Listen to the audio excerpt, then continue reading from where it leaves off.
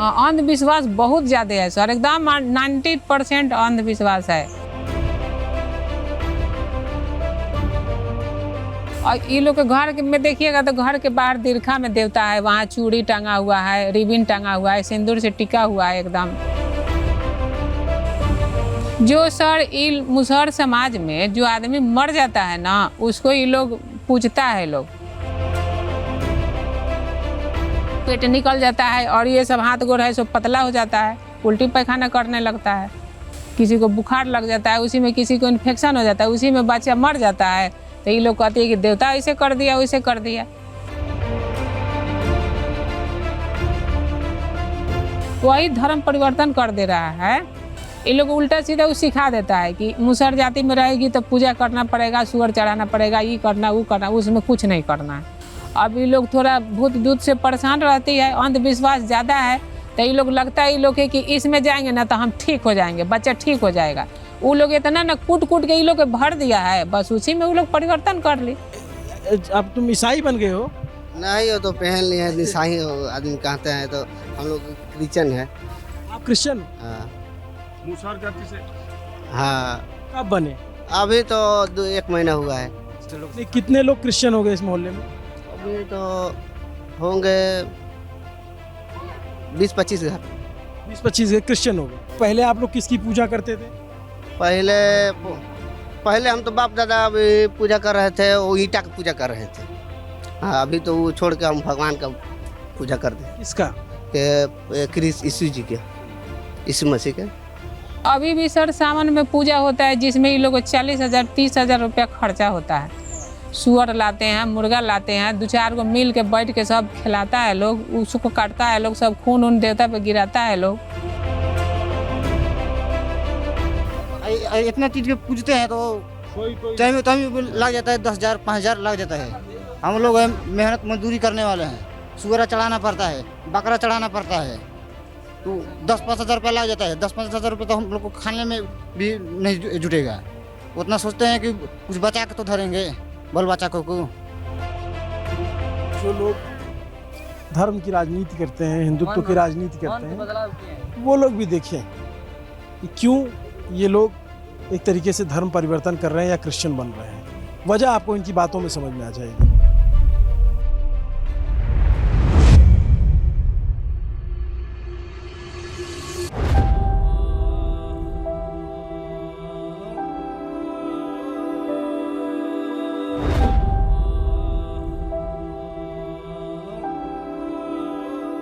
SC category में सबसे पिछले तबके पे अगर कोई खड़ा है तो वो मुसहर है, ये सबको पता ही है। इसलिए जो हमारे ज़िला प्रशासन का भी और सरकार का भी लक्ष्य है कि हमारी जो स्कीम है वो मुसहर जाति तक अधिक से अधिक जाएं। सभी एसी में भी बहुत सारे, जैसे जीतन राम मांझी एसी है, वो एसी लायक नहीं है, जनरल में जाए। कुछ ऐसे गिने चुने लोग हैं, उनको एसी से हटा दिया जाए। सभी जातियों में कह रहे हैं, सभी जाति में है, उनको जनरल एसी से हटा के उनको जनरल में डाल दिया जाए, उनका कैटेगरी अलग बना दिया जाए। सही रहा सरकार का जो नीति है, चाहे सरकार का ये योजना है, वो सही ढंग से इन लोग के पास नहीं पहुंचेगा तो बदलाव नहीं हो। यदि सही ढंग से पहुंच जाएगा तब बदलाव होगा। अब बोलबे किए कि आरक्षण का बात, तो आरक्षण का बात कि एसी में कितने लोग आते हैं। यदि एक लोग रहते खास करके मुसहर, तब तो आरक्षण इन लोग का सही ढंग से मिलता तो लगता है कि 2-4-5 साल में बदलाव हो जाता। यदि इसमें बहुत लोग हैं तो आरक्षण तो वही लोग ले रहे हैं, तो फिर इन लोग का बदलाव होगा कहाँ से? कि मुसहर जाति में प्रति माह 5,000 से कम आय वाले की संख्या अधिक है। सरकारी नौकरी में देखेंगे तो विकास मित्र, शिक्षा सेवक, ये तो है कुछ संख्या, लेकिन सरकारी नौकरी में इनकी संख्या आज भी आधा दर्जन भी नहीं है, 5-6 लोग भी नहीं है कुल मिलाकर।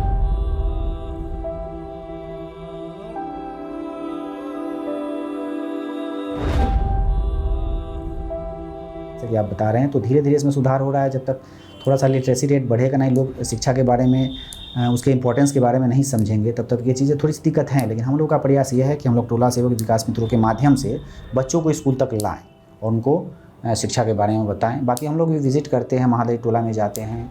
मुसहर जाति को जैसे एसटी है आदिवासी, गौड़ जाति भी आते हैं आदिवासी में, वैसे हम लोग का कैटेगरी बना दे, तब हम लोग मुख्य धारा में पहुंचने के लिए तैयार हैं। अन्यथा ये धरती उथल पुथल हो जाएगी, सूरज पूरा पश्चिम से उदय होने लगेंगे, फिर भी नहीं होगा कोई भी चाहे।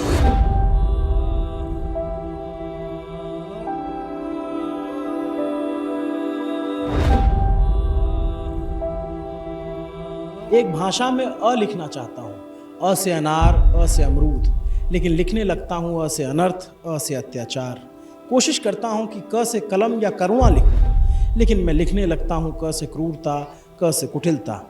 अभी तक ख से खरगोश लिखता आया हूँ, लेकिन अब ख से किसी खतरे की आहट आने लगी है। मंगलेश डबराल ने कागज़ों पर लिखा है, इन्होंने ज़िंदगी में जिया है और इनकी ज़िंदगी इन खंडहरों से भी ज़्यादा बदतर है, उससे भी ज़्यादा जर्जर स्थिति में है। कहते हैं ऊपर वाला भी संघर्ष के लिए उन्हें चुनता है जिसमें क्षमता होती है। हमें नहीं समझ में आ रहा कि यहाँ जो धरती के ऊपर वाले हैं, इन्हें कब तक संघर्ष कराते रहेंगे, कब तक ये हाशिए पर रहेंगे। ऐसा नहीं है कि इनके लिए योजनाएं नहीं हैं। महादलित विकास मिशन से लेकर के तमाम योजनाएं चली आ रही हैं, सालों से करोड़ों रुपए खर्च किए जाते हैं, लेकिन क्या इन तक कितना पहुँचता है आपने देख लिया होगा।